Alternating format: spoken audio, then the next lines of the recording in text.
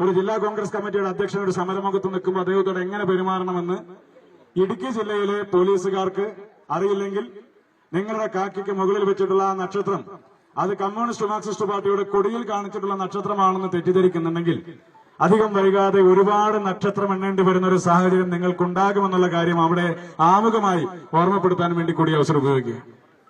ഈ സംസ്ഥാനത്തിനകത്ത് സമാനതകളില്ലാത്തൊരു കൊള്ള നടത്തിയ സർക്കാരാണെന്ന് കേരളം ഭരിക്കുന്നത്. നോക്കൂ, ശബരിമലയിൽ സ്വർണം കട്ട ഒരു സർക്കാർ എന്ന് പറഞ്ഞാൽ ഇവർക്ക് എവിടെയാണ് ഇനി കക്കാൻ വേണ്ടി സാധിക്കാതിരിക്കുക?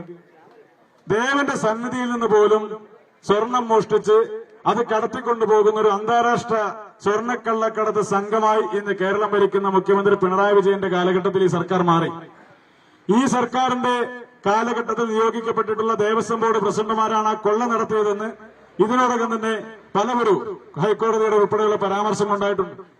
സുപ്രീം കോടതിയിലേക്ക് ജാമ്യം ചോദിച്ചവൻ പോയി. അയാളോട് ചോദിച്ചത്, നിങ്ങൾ ശബരിമലയിലെ സ്വർണം പോലും കക്കാൻ വേണ്ടി മടി കാണിക്കാത്ത ആളുകളല്ലേ എന്ന് ചോദിച്ചത് സുപ്രീം കോടതിയാണ്. ഇന്നലെ ഹൈക്കോടതി ചോദിക്കുന്നു, എന്തുകൊണ്ടാണ് SITയുടെ അന്വേഷണത്തിൽ ഈ പോരായ്മ ഉണ്ടാകുന്നത്? എന്തുകൊണ്ടാണ് കുറ്റപത്രം സമർപ്പിക്കാൻ വൈകുന്നത്? എങ്ങനെയാണ് മുരാരി ബാബുവിന് ജാമ്യം ലഭിച്ചത്? സ്വാഭാവിക ജാമ്യം ലഭിക്കുന്ന ഒരു സാഹചര്യം ഉണ്ടായത് കുറ്റപത്രം സമർപ്പിക്കാൻ വൈകിയത് കൊണ്ടല്ലേ എന്ന് ഹൈക്കോടതി പോലും ചോദിക്കുന്നു. ഇനി അധികം വൈകാതെ പോറ്റിക്ക് ജാമ്യം കിട്ടും. അധികം വൈകാതെ ഈ കേസിൽ അറസ്റ്റ് ചെയ്യപ്പെട്ടിട്ടുള്ള പത്മകുമാറിന് ജാമ്യം കിട്ടും. അവർക്കെല്ലാം സ്വാഭാവികമായ ജാമ്യം ലഭിക്കുന്ന രീതിയിലേക്ക് ഈ കേസിന്റെ അന്വേഷണത്തെ ഈ സ്പെഷ്യൽ ഇൻവെസ്റ്റിഗേഷൻ ടീം തന്നെ അട്ടിമറിക്കുന്ന ഒരു സാഹചര്യം ഈ സംസ്ഥാനത്തിനകത്തുണ്ടോ എന്ന് ചോദിക്കുന്നത് ബഹുമാനപ്പെട്ട ഹൈക്കോടതി തന്നെയാണ്. അങ്ങനെ ഈ കേസിന്റെ അന്വേഷണത്തെ അട്ടിമറിക്കാൻ വേണ്ടിയുള്ള ശ്രമങ്ങൾ ഇവിടെ സ്പെഷ്യൽ ഇൻവെസ്റ്റിഗേഷൻ ടീമിന്റെ ഭാഗത്തുനിന്നുൾപ്പെടെ നിരന്തരമായ സമ്മർദ്ദം സംസ്ഥാന ഗവൺമെന്റിന്റെ ഭാഗത്തുനിന്നുൾപ്പെടെ ഉണ്ടാകുന്നതുകൊണ്ടാണ് അതിനെതിരായ പ്രതിഷേധം ഈ നാട്ടിലെ ജനങ്ങൾക്കിടയിൽ രേഖപ്പെടുത്തിക്കൊണ്ട് യൂത്ത് കോൺഗ്രസിന്റെ നേതൃത്വത്തിലുള്ള മാർച്ചുകളും പ്രതിഷേധങ്ങളുമായി നമ്മൾ കടന്നുപോകുന്നത്. ഈ മാർച്ചിൽ ഉന്നയിക്കപ്പെട്ടിട്ടുള്ള ഏറ്റവും പ്രധാനപ്പെട്ട മറ്റൊരു വിഷയമാണ് ഈ സംസ്ഥാനത്തിനകത്ത് തൊഴിലില്ലായ്മ അതിരൂക്ഷമായി നിലനിൽക്കുമ്പോഴും ഈ സംസ്ഥാനത്തിനകത്ത് പിൻവാതിൽ നിയമനങ്ങൾ നടത്തിക്കൊണ്ട് സർക്കാർ മുന്നോട്ട് പോകുന്നത്. വിരമിക്കൽ പ്രായം 58 നിന്ന് 60 വയസ്സാക്കി ഉയർത്തുകയാണ്. പൊതുമേഖലാ സ്ഥാപനങ്ങളിൽ ഇതിനോടകം 6 പൊതുമേഖലാ സ്ഥാപനങ്ങളിൽ സർക്കാരിന്റെ വിജ്ഞാപനം പുറത്തുവന്നു. നോർക്കയിൽ, ഔഷധിയിൽ, ആയുഷിൽ, ഏറ്റവും അവസാനം IHRDയിൽ ഉൾപ്പെടെ ഉള്ള സ്ഥാപനങ്ങളിൽ പൊതുമേഖലാ സ്ഥാപനങ്ങളിലെ വിരമിക്കൽ പ്രായം 58 നിന്ന് 60 വയസ്സാക്കി ഉയർത്തിക്കൊണ്ടുള്ള സർക്കാരിന്റെ വിജ്ഞാപനം പുറത്തു വരുന്നു. 185ഓളം വരുന്ന സ്ഥാപനങ്ങളിൽ അത്തരത്തിൽ പൊതുമേഖലാ സ്ഥാപനങ്ങളിലെ വിരമിക്കൽ പ്രായം ഉയർത്തുമ്പോൾ സംസ്ഥാനത്തിനകത്ത് 35,000ഓളം വരുന്ന തൊഴിലവസരങ്ങൾ ഈ നാട്ടിലെ ചെറുപ്പക്കാർക്ക് നഷ്ടപ്പെടുകയാണ്. ഇതിനെതിരെ ഈ നാട്ടിലെ ജനങ്ങൾക്കിടയിൽ, യുവാക്കൾക്കിടയിൽ, തൊഴിൽ അന്വേഷിക്കുന്ന ചെറുപ്പക്കാർക്കിടയിൽ വലിയ പ്രതിഷേധമുണ്ട്. ആ പ്രതിഷേധം കൂടി ഉയർത്തിപ്പിടിച്ചുകൊണ്ടാണ് യൂത്ത് കോൺഗ്രസ് ഇവിടെ സമരം നടത്തുന്നത്. ഇന്നലകളിൽ വിരമിക്കൽ പ്രായം വർദ്ധിപ്പിക്കുന്ന ഘട്ടങ്ങൾ വരുമ്പോ അതിനെതിരെ വലിയ പ്രതിഷേധം ഉയർത്താറുള്ള DYFI എന്ന് പറയുന്ന സംഘടന എവിടെയാണ് എന്ന് ചോദിക്കാൻ വേണ്ടി കൂടി ഈ അവസരം ഉപയോഗിക്കുകയാണ്.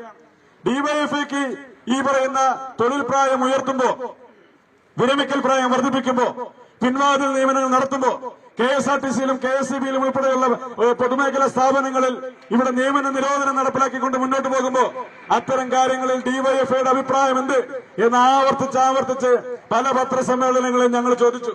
DYFIക്ക് അഭിപ്രായമുണ്ടോ? DYFIക്ക് അഭിപ്രായമുണ്ടോ? DYFIക്ക് അഭിപ്രായമുണ്ടോ എന്ന് ആവർത്തിച്ച് ചോദിച്ചാലും നിശബ്ദതയും മൗനവുമല്ലാതെ അവിടെ നിന്നൊരു മറുപടിയില്ല. എന്തിന്? വിരമിക്കൽ പ്രായം ഉയർത്തുന്നതിനെ പറ്റി ചോദിക്കുമ്പോൾ അവർക്ക് മറുപടി ഉണ്ടാക്കണമെന്ന് നമ്മൾ ആഗ്രഹിച്ചാൽ അതൊരു അതിമോഹമാണല്ലോ. കാരണം അവരുടെ പ്രസ്ഥാനത്തിന്റെ ഭാഗമായ ഒരു രക്തസാക്ഷിയുടെ ഫണ്ട്, ആ പ്രസ്ഥാനത്തിന്റെ തന്നെ ഒരു MLA അടിച്ചുകൊണ്ടാറ്റിക്കൊണ്ടുപോയി എന്ന് CPIMന്റെ ജില്ലാ സെക്രട്ടേറിയറ്റ് അംഗവും ജില്ലാ കമ്മിറ്റി അംഗവുമായിരുന്ന ഒരാൾ വെളിപ്പെടുത്തിയിട്ട് അവിടെ പോലും സ്വന്തമായ ഒരു അഭിപ്രായം രേഖപ്പെടുത്താൻ നട്ടലിന് ഉറപ്പില്ലാത്ത, ത്രാണിയില്ലാത്ത ഒരു സംഘടനയായി ആ DYFI മാറി എന്നുള്ളത് നമ്മളിപ്പോ കണ്ടുകൊണ്ടിരിക്കുക. രക്തസാക്ഷിയുടെ രക്തം വീണ് ചുവന്ന മണ്ണിൽ ചവിട്ടി നിന്നുകൊണ്ടാണ് ഞങ്ങളിത് പറയുന്നത് എന്ന് ഇന്നലകളിൽ ഊട്ടം കൊണ്ടിട്ടുള്ള ആ DYFIക്കാരോട് ഞങ്ങൾ ചോദിക്കട്ടെ. നിങ്ങളുടെ പ്രസ്ഥാനത്തിന്റെ കൊടി പിടിച്ച് നടന്നൊരുവൻ RSSകാരനാൽ അതിക്രൂരമായ രീതിയിൽ കൊല ചെയ്യപ്പെട്ടിട്ട് അവന്റെ രക്തം വീണ് ചുവന്ന മണ്ണിൽ ചവിട്ടി നിന്നാണ് ഞങ്ങൾ മുദ്രാവാക്യം വിളിക്കുന്നത് പറയുമ്പോ ആ ചവിട്ടി നിൽക്കുന്ന മണ്ണിന്റെ നനവ് നിന്റെയൊന്നും കാലുകളിൽ പറ്റുന്നില്ല എങ്കിൽ ആ മണ്ണിന്റെ നനവിൽ നിന്റെയൊക്കെ പ്രസ്ഥാനത്തിന് വേണ്ടി കൊടി പിടിച്ചൊരുത്തിന്റെ കുടുംബത്തെ സഹായിക്കാൻ വേണ്ടി സ്വരൂപിച്ച പണം പോലും അപഹരിക്കുന്ന, പണാപഹരണം നടത്തുന്ന ഒരു കൂട്ടമായി നിങ്ങളുടെ MLAയും നേതാക്കന്മാരും മാറിയിട്ട് അവരുടെ മുമ്പിൽ പോയി നിന്ന് ചെയ്തത് തെറ്റാണ് എന്ന് പറയാനുള്ള ത്രാണി നിങ്ങൾക്കുണ്ട്. ഉണ്ടായില്ലെങ്കിൽ ഇടയ്ക്കൊന്ന് പുറന്തടവി നോക്കണം. അവിടെ നട്ടലിന്റെ സ്ഥാനത്ത് അങ്ങനെ ഒന്നുണ്ടോ എന്ന് പരിശോധിക്കാൻ ആ ഡിവൈഎഫ്ഐ നേതാക്കന്മാർക്ക് ഒരു ത്രാണി ഉണ്ടാകണം. അവിടെ നട്ടല് കാണുന്നുണ്ടെങ്കിൽ ആർജവത്തോടുകൂടി പറയണം, നമ്മുടെ പ്രസ്ഥാനം ചെയ്തത് തെറ്റാണ് എന്ന് പറയാൻ നിങ്ങൾക്ക് സാധിക്കണം. അതില്ലാത്ത പക്ഷം ഡിവൈഎഫ്ഐ എന്നുള്ളത് diplomatic youth federation of India എന്ന് പേര് മാറ്റി വിളിച്ചുകൊണ്ട് നിങ്ങൾ മുന്നോട്ട് പോകേണ്ട സാഹചര്യം ഈ സംസ്ഥാനത്തിനകത്തുണ്ട്.